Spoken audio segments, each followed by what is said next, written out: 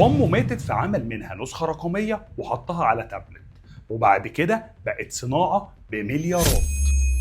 سام كاي مؤسس شركة سيليكون انتليجنس الصينية عمل نسخة رقمية لوالدته المتوفية وحطها على تابلت بيمشي بيه في كل مكان، ودي كانت مجرد البداية.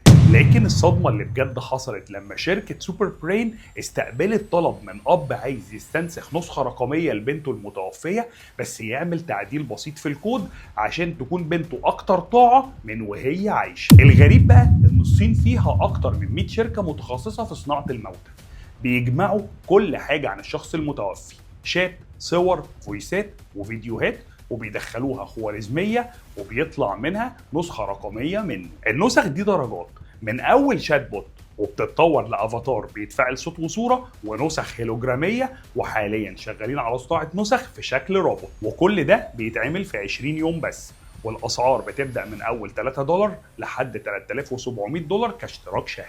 بس الحقيقة الخطورة مش في التكنولوجي، الخطورة في اللي سماه جوستاف لوبن بالانقياد للأوهام والهلاوس. الشركات دي قدرت تصنع اقتصاد مبني على استغلال الحزن، وحولت أغلى مشاعر لاشتراك شهري، بتبيع وهم عشان تخلي الناس تهرب من وجع الحقيقة.